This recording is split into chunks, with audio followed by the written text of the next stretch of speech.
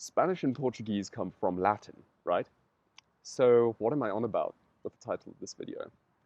Well, it is certainly true that many names, most names in Spanish and Portuguese come from Latin, and a number of them also come from Hebrew due to Catholic tradition. There are actually a lot that come from neither.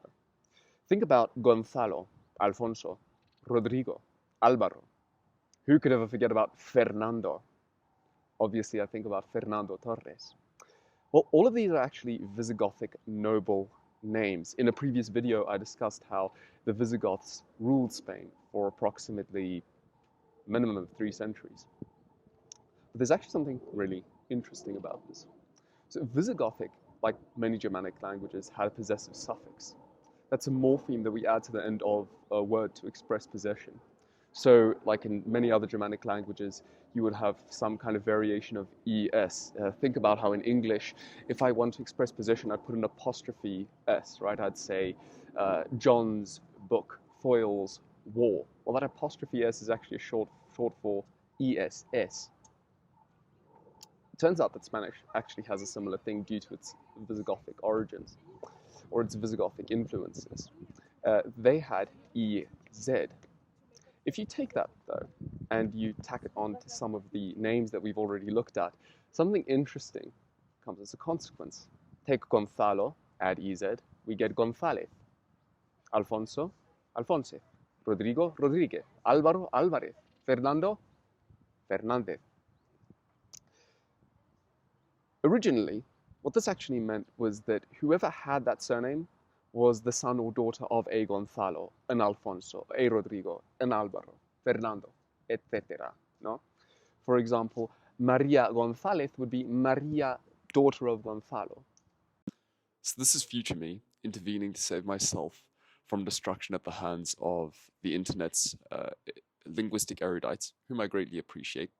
Let there be no doubt about that. I make some pretty huge mistakes in that earlier video.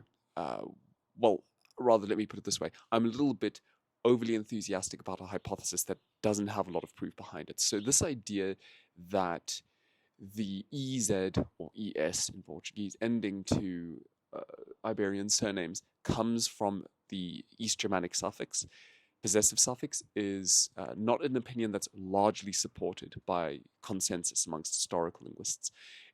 They do agree that it's unknown where that EZ, ES patronymic surname ending comes from. So there's always a chance that my theory there was actually correct, and may even turn out to be so upon as the scholarship evolves. But right now, it's what I forwarded was at best a fringe theory, and I just think it's important to clarify that for you as the viewer.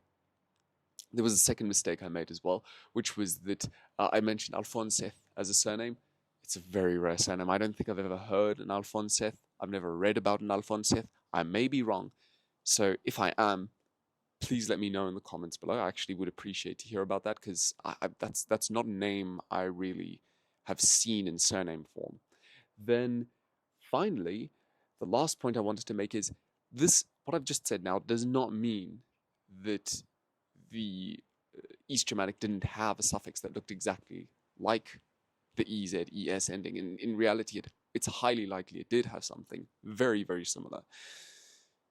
It's just that that's not necessarily what we see translated on into surnames in Iberian Romance.